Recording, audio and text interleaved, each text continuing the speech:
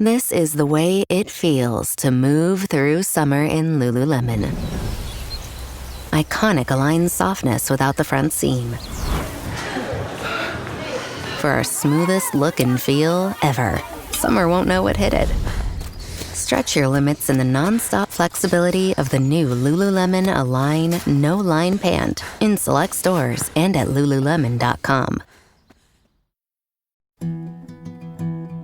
A science story, huh? These NYU scientists, I felt right. I was so And I just thought, happy. well, I had figured it out. It was that golden moment. Because science was on my side.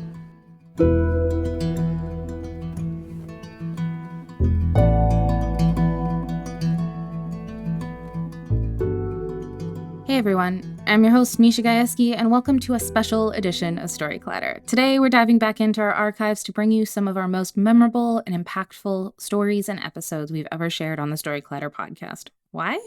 Because we have over 13 years of true personal stories about science, and no matter how much of an OG listener you are, we have a sneaking suspicion that you haven't heard all the stories. These timeless tales span a range of experiences, from wild scientific adventures to deeply personal journeys of transformation. Each story has left a lasting impression on us, and we're excited to revisit them with you. So sit back, relax, and enjoy this best of episode.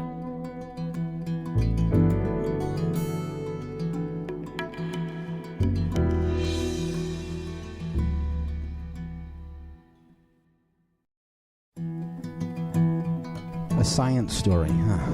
These NYU scientists, I felt right. I was so And I just thought, happy. I well, had figured it out. It was that golden moment. Because science was on my side.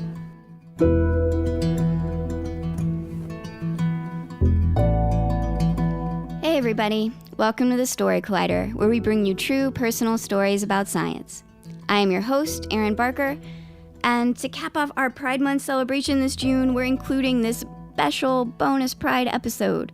So today I'm bringing you two extra stories, one that's brand new and one from our back catalog, about coming out in science. Our first story is from Charlie Cook. It was recorded in May 2018 at the Fox Cabaret in Vancouver as part of our official launch out there. The theme that night was Sense of Self.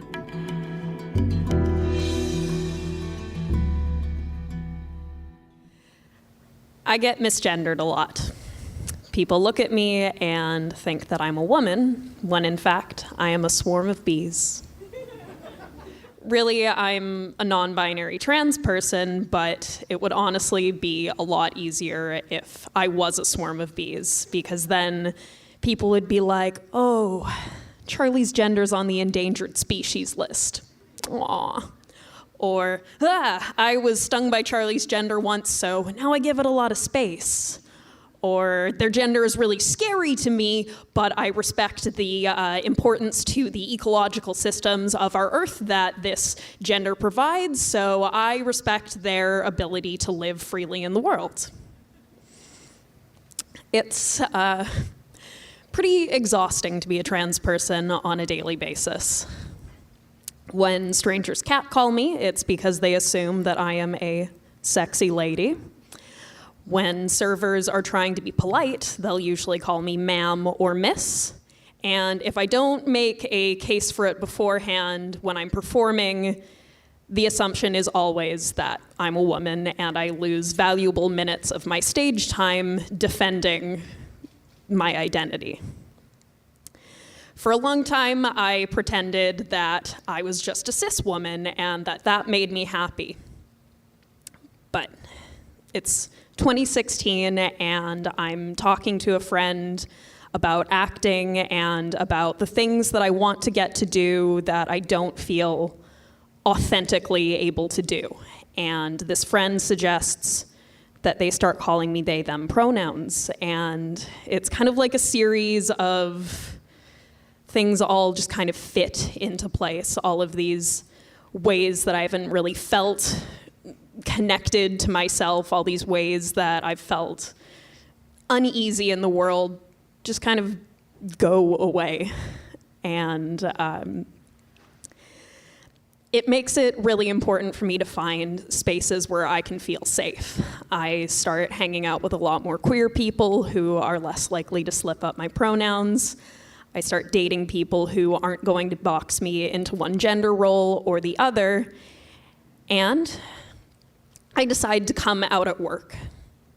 I'm fairly lucky, other than the whole trans people being marginalized and pushed off to the fringes of society thing.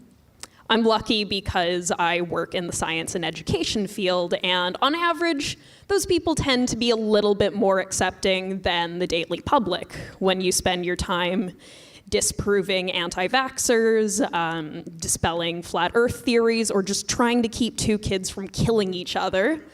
You've got a lot less time to worry about what's going on between people's legs. But this doesn't mean that I was any less scared to come out to my coworkers and bosses who'd known me for too long as a woman. So I work with kids at Science World, and it's this really great opportunity to bring a role model to this community who kids probably normally don't get to interact with. You know, because most kids don't go to dispensaries or tattoo parlors, so they've never met an employed person with colorful hair and a septum ring. I start an email to my coworkers and my bosses. I title it The Pronouncement. And then I stare at my email box for about an hour, trying to find the right way to phrase my small, tiny request that would be cool if it's not too much of an inconvenience to people to just maybe kind of, I'd really like it if people started using my pronouns. And my hands are shaking, I'm sweating through my shirt, and I send it. The response I get back is kind of a more professional equivalent of, okay. For all of the fear that I had built up, really didn't give me all that much. And really, I think that's because science is all about challenging assumptions, and it's about things that are outside the gender binary. You can't study hermaphroditic snails or fish that start their lives as male and transition to become female later in their life and believe that there are 2, 3, 4, any number of finite genders. I construct a hypothesis. How will 7-year-olds react to the presentation of a person who is outside of the gender binary, and how will they handle they/them pronouns? I decide that for 8 weeks of summer camps, I am going to come out to the children that I'm working with as non-binary and just see how that goes. The other week, I met an adult, and in our conversation, I found myself going, they, like a broken pronoun record, until this person finally clued in that I was saying something to them and went, I'm sorry, what is a they? So I didn't have very high hopes for telling a bunch of 7-year-olds. Granted, my control group is the men I work with in the stand-up comedy field, and they're a little less mature than the 7-year-olds that I teach. So at least I had that going. I'm sitting in this group, this circle with these children who have never met me before, and for all I know, their parents believe that people like me are out to corrupt them with the homosexual agenda. And I start by asking them if they know what a pronoun is. A few of them do, and so I present them with the activity, respecting my identity, and the instructions. Use they/them pronouns when referring to me. We're in the galleries at Science World. I'm running around trying to keep track of all these kids, making sure nothing gets broken. And one of these kids comes up to me. And I always get kind of conflicted when kids ask me if I'm a boy or a girl. Because partly, why does any stranger, let alone a child, need to know the shape of my genitals? But on the other hand, if my mere presence somewhere prompts a child to question what they know about the gender binary, then I kind of feel like I'm doing something right. So this kid asks me if I'm a boy or a girl, and I tell them I'm neither. But everyone's a boy or a girl. No, some people are neither. Some people are boys, some people are girls, some people are a bit of both. Oh, so someone could start their life as a boy and then become a girl? This kid was 6 years old. And in the span of a few short words, they went from believing that gender was a rigid thing, which gets prescribed to all of us before we've even drawn a frickin' breath, to seeing gender as a personal spectrum. I started to feel safer in the group I was in. I realized that even if this kid didn't fully understand it, even if they didn't get my pronouns right half the time, this kid didn't call me gross, didn't tell me that it was just really hard for them to wrap their head around this concept, or that they, them pronouns just didn't really make sense in a singular way, which are all things that adults have told me. So I went on. Every week I would come out to these kids, wondering if this was eventually going to be the time that one of them told me I was going to hell. And to keep my mind off of this impending transphobia, I started coming up with variables for my experiment. What would happen if instead of asking kids to use they, them pronouns, I focused on the fact that I'm not a boy or a girl? What would happen if instead of calling the kids guys, we referred to them as friends or scientists? What would happen if I gave a table of boys pink goggles to wear during their experiments? The answer is, if you don't make a big deal out of it, kids don't really care. But over the course of the summer, I still got pretty tired. Imagine for a moment that you love bees. But for some reason, people, wherever you go, usually before actually talking to you, look at you and assume that you hate bees. And no matter how many times you correct them, people keep forgetting this and keep insisting that you must hate bees, that you are a person who hates bees.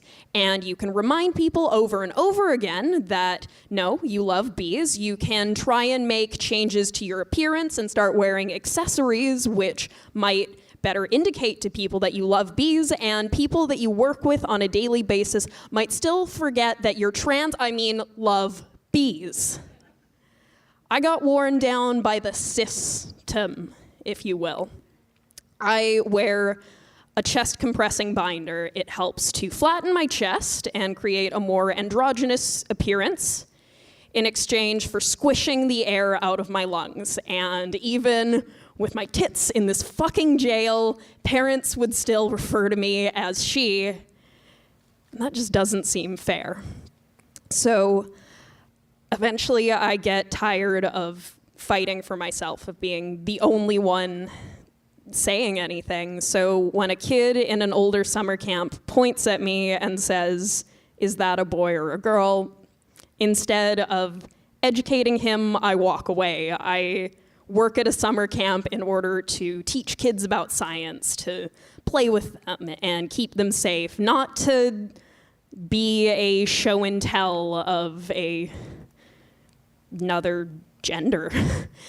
And as I'm walking away, I hear a kid go, "Well, Charlie is neither a boy or a girl, they're a person." And I try to treat every kid that I work with equally, but that kid may or may not have gotten a bit of special treatment that week. I started feeling bolder. Later that day, we're building with blocks and creating these big towers, and a kid refers to me as she. And normally I'd let this slide, but this time I asked this kid if they could stop calling me that because it doesn't make me feel good. And instead of telling me no or that I was wrong, they said, yeah, you're not that, you're a person. So the summer was ending, and it was time for me to analyze my data from this experiment. While not every kid walked away from that camp using my correct pronouns or really getting it maybe, I felt safer coming out to these kids as who I am than I've ever really felt coming out to a room full of cis adults. No offense to all of you. And ultimately, that's why letting trans people exist, whether you're a scientist or a friend or anywhere in your life, is important, because I'm not a swarm of bees. I'm a person.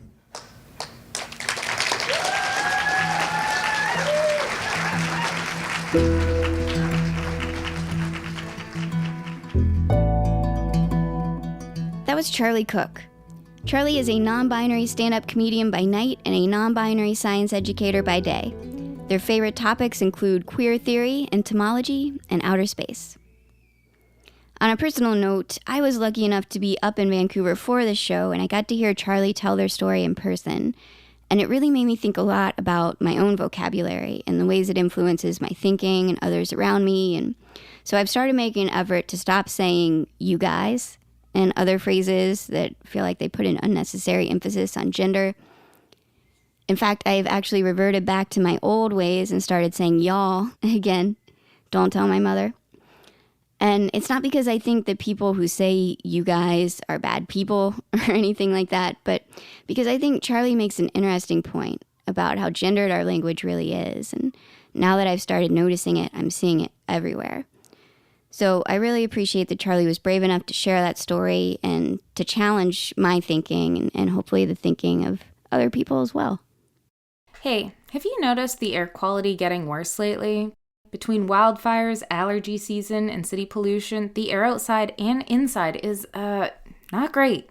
That's why I started using Air Doctor. It's a professional-grade air purifier that filters out 99.99% of contaminants, including wildfire smoke, allergens, mold spores, and even viruses. It captures particles 100 times smaller than standard HEPA filters, so you're getting next-level protection. I didn't even realize how much the air in my home was affecting me until I started sleeping better, waking up without congestion or itchy eyes. I also surprisingly feel more focused. I never thought I'd notice cleaner air, but I do.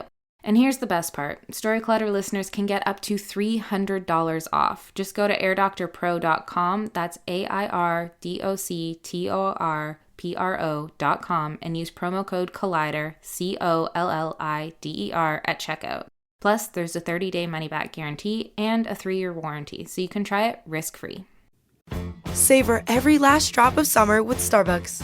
From bold refreshers to rich cold brews, the sunniest season only gets better with a handcrafted iced beverage in your hand. Available for a limited time. Your summer favorites are ready at Starbucks. Our second story today is from Shayle Matsuda.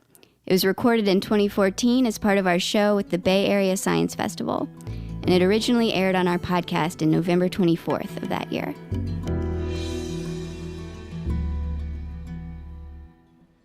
So, I'm a marine biology graduate student, and I'm in the Philippines on my very first scientific expedition. And we're all at our lab benches, and we're going over our specimens, everyone's working really hard, and then all of a sudden I hear it from across the room. Oh, what's this species? I've never heard of this before. And the room gets quiet, and my heart sinks into my stomach. Because, you see, I know what happened. Earlier that day, I'd given him a list of all the different scientific names of the creatures that we had collected, and I had spelled one of the scientific names wrong. Now, why was this such a big deal, right? And it wasn't just my first expedition as a scientist. It was my first expedition as a man. You see, I'm transgender, and at that point, I was at the very beginning of my transition. And so this really was a big defining moment for me. It was these two large threads of my life kind of colliding at the same point. I was trying to prove myself as a scientist, but I was also trying to be accepted as one of the guys. Now, rewind like 7 months. It was my end of my first year as a graduate student, and I was finally able to start really seeing a future for myself in science. And this funny thing happens when you're happy. You start picking up on all the things that are actually missing in your life. And it was kind of through that time that I really started coming to peace with the knowledge that I was never going to be truly happy until I lived on the outside as I'd always felt on the inside, until I transitioned. And now this wasn't like a really new thing. Like I had struggled with gender for a long time. But as a scientist, I was always like looking for some evidence. I was like, are you sure? Is there proof? Like, do you really know this is you? And that evidence didn't ever come, but the clarity did. And with the clarity came fear. I mean, transitioning is a really scary thing in its own, but I was really scared about what this would mean for me in science. I mean, especially like science, not necessarily in San Francisco. So I did the next logical thing, and I Googled transgender scientists to see like who was out there. And Wikipedia told me that there were 14 transgender scientists. 12 of them were male to female. 2 of them were female to male like me. One of those 2 was dead, but the other one lived in California, which meant that there was hope.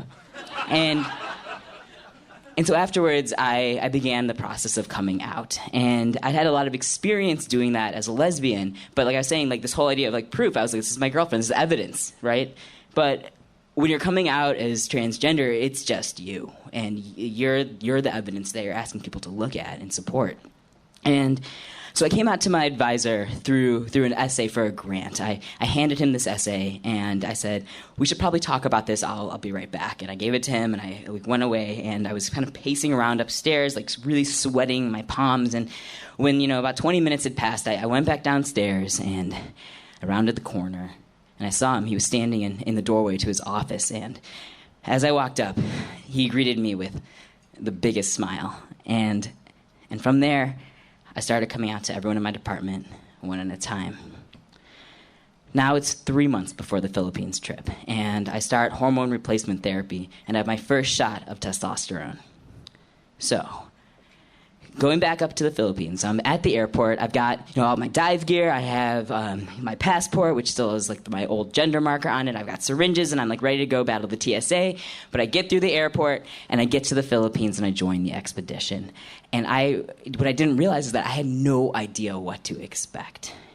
So day 1, we're about to go on our first dive, and I realized I don't have any of the right gear. Like, I don't have a bag to collect the specimens in. I don't have any little jars to put them in. I don't have the right tools. I don't even know what the right tools are. So I'm, like, running around the lab trying to, like, grab anything I can while everyone else is loading up the boats. I get in the boat. We get out to the dive site. We go into the water, and we're descending into a world that I couldn't barely even imagine before. The water is clear. There's, like, bright-colored fish, corals. It's fantastic.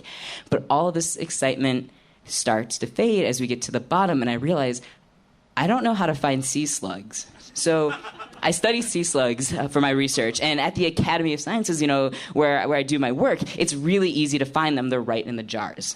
And in the ocean, the brightly colored animals, they don't really stand out because everything's brightly colored. So I'm starting to swim around and getting a little nervous. I mean, 10 minutes passed, and I'm like, what if I can't find these things? Can I keep studying them? Like, is this going to be okay? And then I find one. I see one. It's right over there. I swim over. I open my goodie bag, and all of a sudden, all those little jars that I forgot to put water in are, like, trying to float to the surface. I'm grabbing the jars. I'm, like, trying to keep my eye on the slug over there because I'm going to get that guy. And, I get everything back in. I get the slug in the jar, the dive ends, like everything's fine, and I go up to my advisor and I have this bag of these like big bright color slugs, and I'm like really proud of myself. And he's like, he looks in this bag and he's like, okay, like that one's common. Oh, I saw a few of those down there too, and like everything I'd found was like pretty common. And so I was like, oh man. And he's like, look for the really small white ones. And I'm like, I could barely find these huge colorful ones, but I'm like, okay, it's fine.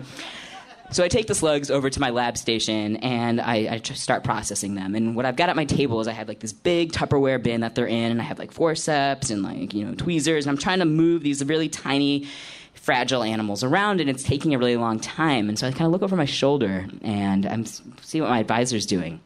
Now, he's got completely different tools than me. So he's using like an eyedropper, a plastic spoon, and those little food containers they give you on the airplane. And I'm watching him, and he's using the spoons to like scoop the slugs up very gently, and the eyedroppers to get the little ones. And putting them in a small dish makes it a lot easier to kind of keep track of those small ones that we're supposed to be finding. So I spend the rest of the week like following everyone around at lunch after they eat their mango ice cream and like grabbing their spoons and building my toolkit. And, and so I'm starting to like figure out like how this really works, how this field work goes. Now, being in the field means that you spend a lot of time with everybody. Now, when I came out at the museum, it was easy for people to kind of just like avoid pronouns for me altogether. Like, we didn't interact a whole lot while we were at work. But when you're in the field, you find out that, yes, like pronouns are a really big deal, really big thing that we use a lot. And I was getting like she'd all the time. Or sometimes I'd be in a conversation and this person would be saying he, this person would be saying she, and I was sitting there wondering, I was like, do you know? Have I told you yet? Are you listening to each other? And it was a lot of thinking on the fly about like what I was supposed to do. And there was a lot of people on that trip from like University of the Philippines, from other institutions in the United States, like experts in their field, and I was trying to like prove myself as this like scientist, and it was a little bit challenging to say the least, and it even affected kind of the way that I was feeling about myself as a scientist. So someone would say, oh yeah, Shayle did a really good job collecting those sea slugs, and I'd be like, yeah, and then they'd be like she, and I'd be like ah, and really though more than the way that other people thought of me, what was really getting to me was how I was seeing myself. You see, like at this point, I'd only been on testosterone for 3 months. My voice had just barely started to change, and it was before I had chest surgery. And it's really hard to ask people to see something in you that you're having a hard time seeing yourself. It's also hard to hide your body in a wetsuit. So when I would go diving, I would be wearing like briefs, board shorts, a chest binder, 2 swim shirts, a rash guard, and a full-body wetsuit. Now, walking around in this, I felt like the Hulk, but really what I looked like was just kind of like a lumpy scuba diver that everyone probably thought was overheating. And this followed me on land, too. So we had roommates, right? And I had been assigned to room with another graduate student from the University of the Philippines, but it turned out that he couldn't make the trip. So I found out one morning that I was going to room with someone from the academy in exhibits who I'd never met before, had definitely not told that I was transgender. And so he shows up, and I'm kind of thinking, like, should I say something? Like, how do you, like, I don't know, like, if he's going to be uncomfortable, then, like, I mean, I can't really do anything about it. It also happened to be a shot day. And so I saw him having a drink at the bar. I was like, great, I'm going to go upstairs, give myself a shot of testosterone, think about this a little more, come up with a plan. So, I go upstairs, and I'm like in my room, my pants are down, I have the syringe in my hand, I'm about to stick it in my leg, and I hear the door open, I hear, sorry, and I'm like, it's okay, we probably should talk about something. And the next day is when I spelled that scientific name wrong. And so things started out a little bit rocky. But just like the tides, with time, things began to change. When I would be scuba diving, I could identify the species of slugs underwater. I knew which ones we were looking for. I was like developing like sea slug eye. It's like a sixth sense, like I swear. Like, you out of the corner of your eye, you like see that patch of algae moving, and you just like, that there's one in there. And I was finding all those really small ones and getting really good at it. I was also getting stronger because right before I left for the Philippines, I'd gotten the thumbs up from my doctors to increase my testosterone to a full dose. Now that effectively doubled the amount of hormones I was on. So that in combination with diving every day and like lifting a lot of stuff, like I was actually starting to bulk up, and that improved my confidence, and it kind of helped me have these conversations about my transition with a lot more of my colleagues. And then finally, I'd heard the words I've been like waiting to hear all expedition.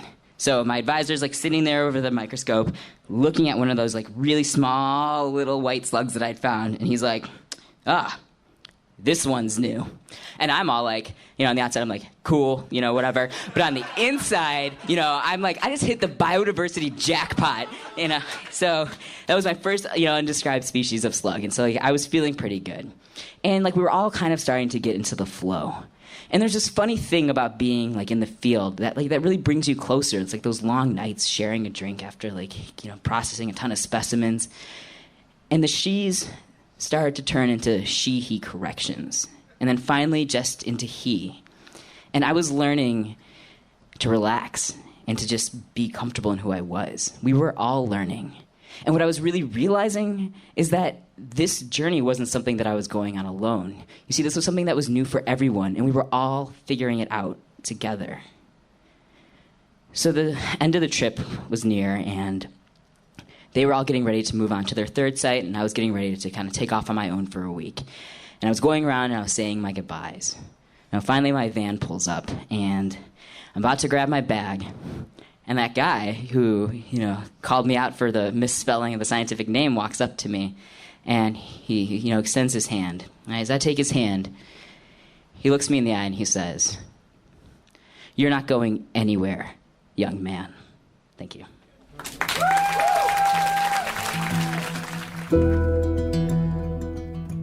That was Shayle Matsuda. Shayle is a coral biologist currently pursuing his PhD at the Gates Coral Lab at the Hawaii Institute of Marine Biology. The Story Collider is grateful for the support of the Tiffany & Co. Foundation and of Science Sandbox, the Science Foundation initiative dedicated to engaging everyone with the process of science. The Story Collider is directed by Liz Neely and Aaron Barker, with help from our amazing team. The stories featured in today's podcast were from shows produced by Kayla Glenn, Armin Mortazavi, Cassie Soliday, and Audrey Kearns. The podcast is produced by Zoe Saunders. The theme music is by Ghost. Special thanks to the Fox Cabaret and the Rickshaw Stop for hosting these shows, and to everyone celebrating Pride in STEM. Thanks for listening.